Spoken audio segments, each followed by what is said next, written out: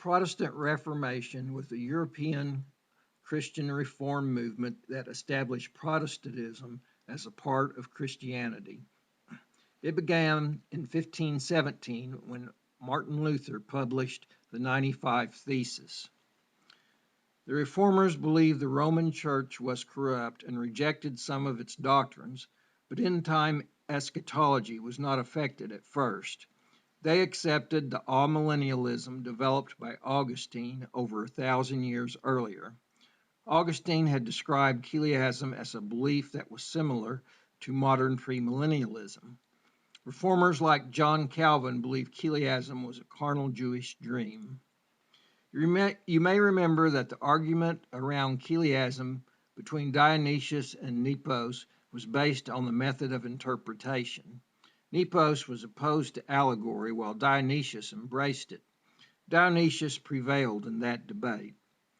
In their arguments with the Catholic Church, the Reformers put an emphasis on the literal meaning of the text more and more. They accepted that there was allegory in the Bible, but it wasn't considered dependable. Martin Luther said, "The allegorical sense is commonly uncertain and by no means safe to build upon, for as much as it usually depends upon human opinion and conjecture only." This was probably a reaction to the excessive allegory of the medieval ages, but they found it useful to emphasize the literal level of the Bible to oppose the Catholics. It was probably inevitable that this emphasis on the literal would lead to a split in eschatology, with many Protestants accepting a premillennialism similar to that of the Egyptian bishop Nepos. The first departure in eschatology came with the Protestants identifying the Roman Church and the Pope with the beast and the Antichrist. This was a somewhat natural conclusion, since early church fathers such as Tertullian and Hippolytus had believed that the Roman Empire would dissolve and Antichrist would make his appearance. The Roman Empire was long gone, so it seemed logical to substitute the Roman Church. After all, the Holy Catholic Church was heavily involved in government. The Antichrist had long been seen as a betrayer in the church by some, so it was very easy to see the Pope in this role. In response to the Protestants, the Catholics formed the Society of Jesuits.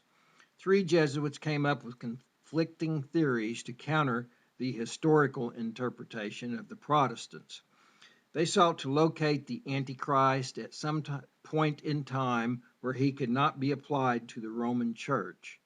Their futurist and preterist interpretations of Revelation form the basis of much modern end-time beliefs today. In the 19th century, premillennialism was popularized by such writers as William Miller, John Nelson Darby, and Charles Taze Russell. Darby was responsible for the popular pre-tribulation or dispensational system. This is the concluding episode in my study on CHILIASM.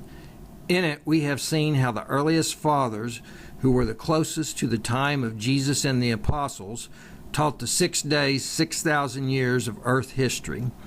The 7th division is the time of the New Jerusalem coming to the new earth and the bodily, earthly, and eternal reign of the saints. This differed from the modern premillennial teaching of a 1,000-year reign of Christ with his saints on this earth. We saw how the 6-day, 6,000-year idea originated in pre-Christian writings and ultimately in the book of Genesis. In the 3rd century, differences in interpretation led to a CHILIASM very much like today's premillennialism.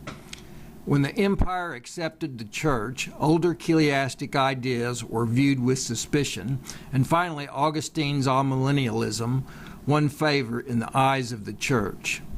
A greater emphasis on literalism by reformers led to a rebirth of premillennialism, a doctrine very similar to that of Egyptian bishop Nepos and described as CHILIASM by Augustine.